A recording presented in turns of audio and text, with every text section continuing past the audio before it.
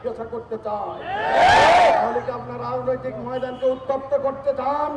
এই ভোটের মাঠকে কি আপনারা উত্তপ্ত করে ফায়দা হাসিল করতে চান? আপনাদের সে গুড়ে বালি মানুষটা হতে দেবে না, জনগণ আপনাদের আশা পূরণ হতে দেবে না ইনশাআল্লাহ।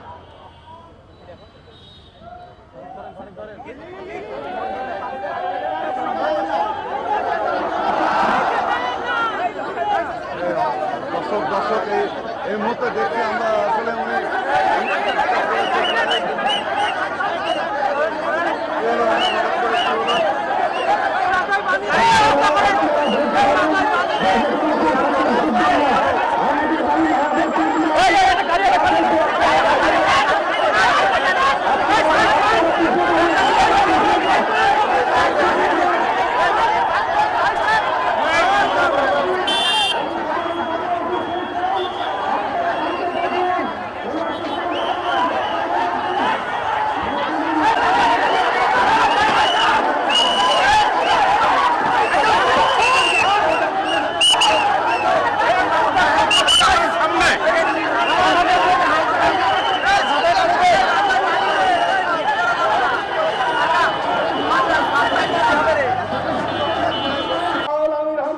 আসলে তৃপ্তিবোধ করত, আনন্দিত হতো, বাহবা দিত, তার মাহফিল নেওয়ার জন্য মাসের পর মাস অপেক্ষা করত, সেই লোকগুলোই আমির হামদার বিরোধিতা শুরু করে দিল। সাথী বন্ধুগণের কারণ কি আমাদের কাছে পরিষ্কার, কেবলমাত্র রাজনৈতিক কারণেই, আদর্শিক কারণেই আমির হামদার পিছনে লাগা হয়েছে।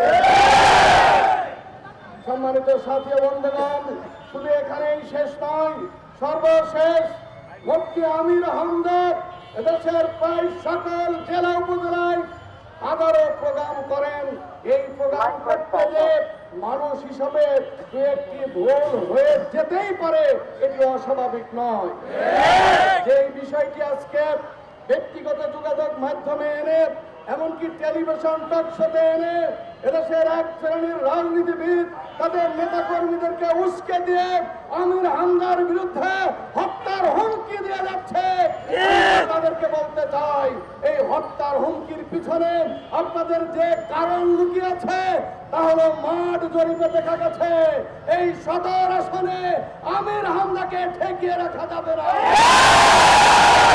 সেই পরাজয়ের অপমান সহ্য করতে পারবেন না বলেই আগে থেকে আমির হামদার বিরুদ্ধে নানা ধরনের ষড়যন্ত্র আপনারা শুরু করেছেন। ষড়যন্ত্রের শেষ এখন